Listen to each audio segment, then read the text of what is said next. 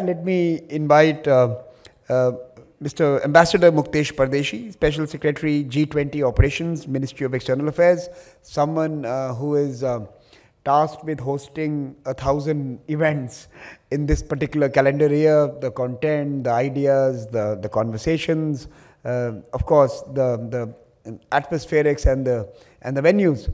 But he is, of course, someone who has served in multiple geographies, in different parts of the world, and he brings a wealth of experience. I had the occasion to meet him first when he was in Mexico, and I have always found him to be someone who has very keen insights on what we could do together as communities. He was in New Zealand after that, and he's of course also had a fair degree of experience on the Pacific Islands, where many issues that we are today confronted with are appearing with harsh force. So, Ambassador Pardeshi, may I request you to speak to us?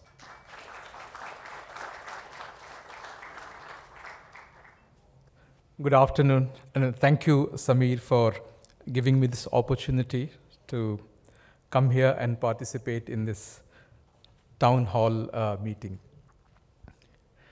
As the forum like town hall suggests the people's participation or eliciting perspective from the community, in my presentation today, I'll bring in focus on the people, how people are at the heart of shaping our agenda on G20, and how the notion of people is at the center of designing and conducting meetings.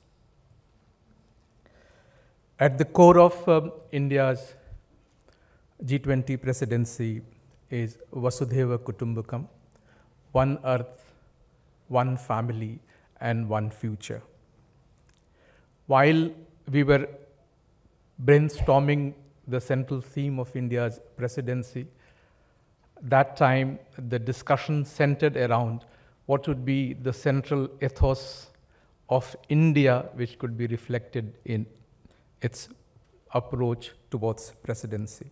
So friends, a pro-planet approach, value of all beings, the earth symbolizes that, unifying bonds, the family connect, and common destiny for the mankind is at the center of India's approach towards G20 presidency. And the underlying philosophy is the universalism.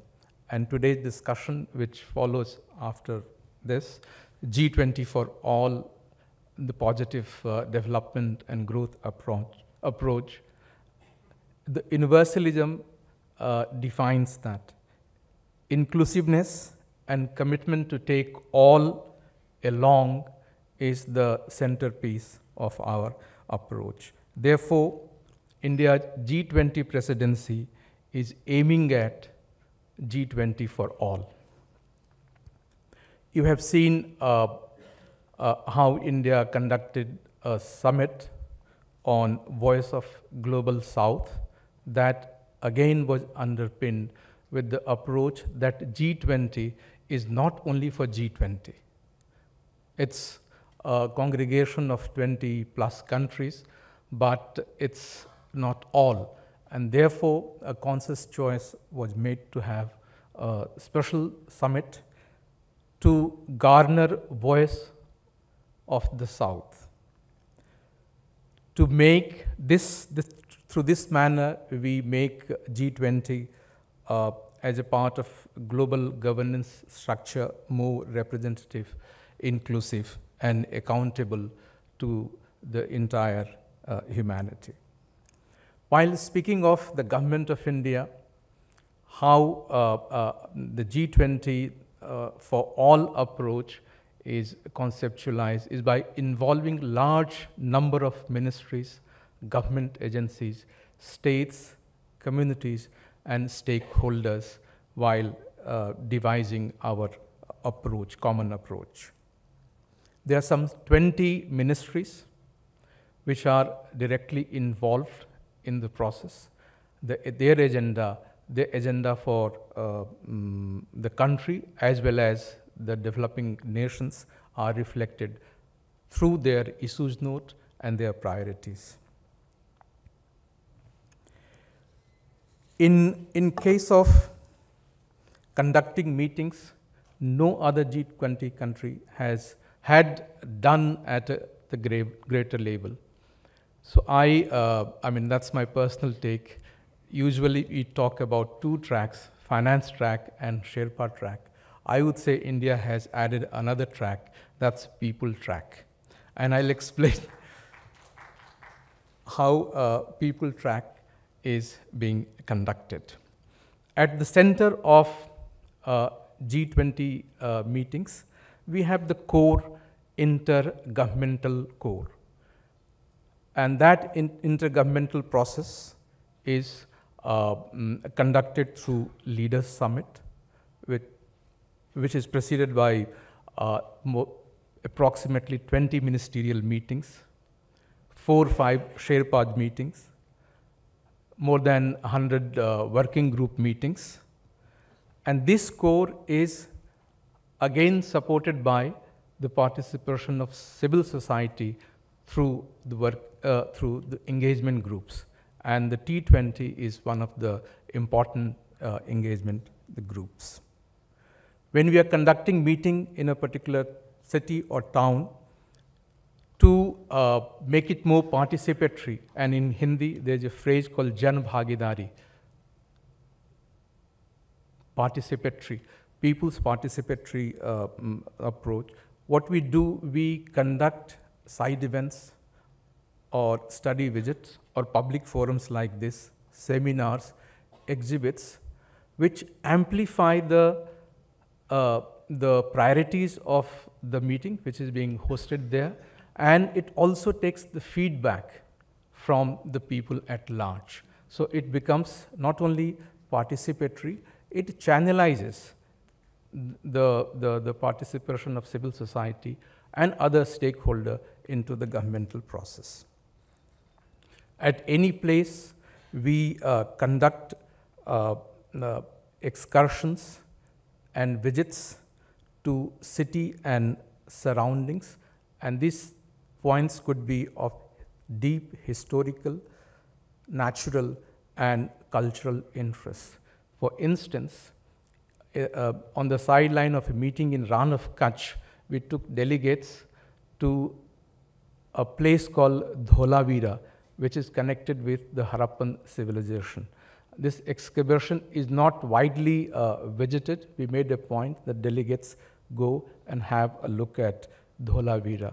While having meeting in Assam, people were taken to Kaziranga National Park.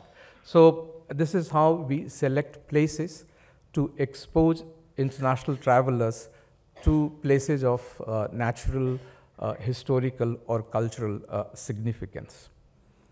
There is a great focus on 3 C's, and that brings people directly to the G20 process.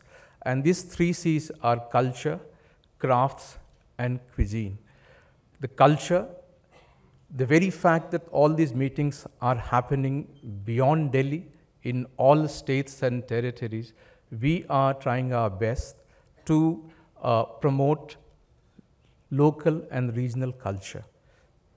Crafts, let me explain to you, there's a concept called ODOP, one district, one product. This scheme was launched a few years back, but through G20, we are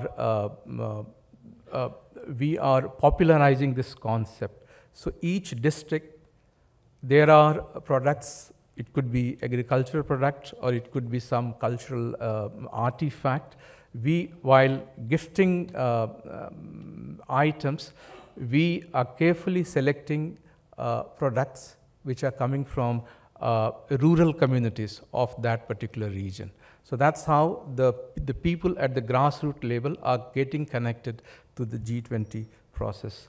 And of course, through cuisine, and during last 3-4 days, you would have tested how we are promoting millet in a big manner, as this is the International Year of Millet.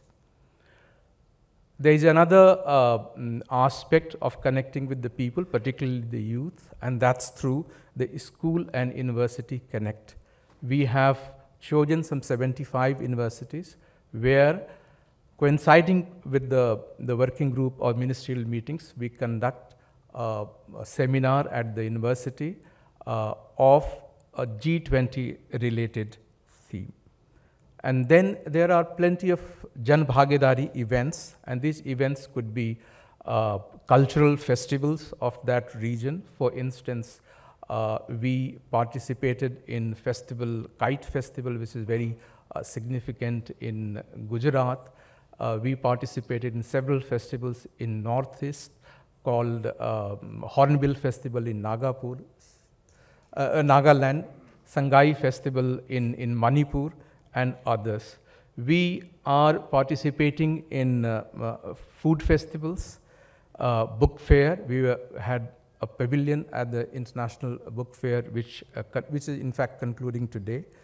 Several sports events are held around the theme of the G20 to bring in again the younger generation towards and expose them to the G20 processes.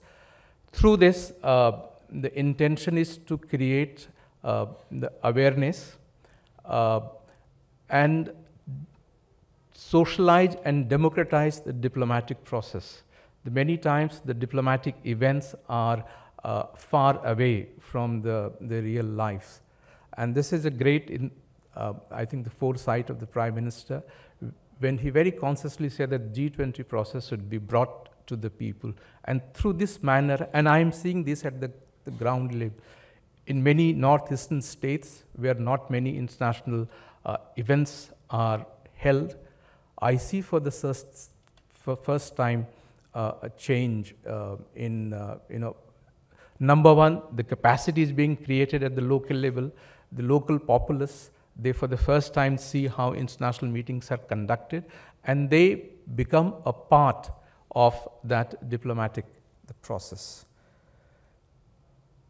Through all this, not only we intend to share our Indian experience of hospitality and warmth, but the idea is, while the G20 member participants visit different parts of the country, they are also exposed and share and feel part of, and they understand the developmental priorities of India when they travel from north to south and from east to west.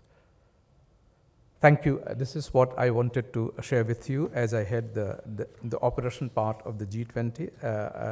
This is one area which is not shared so much, and I thought I will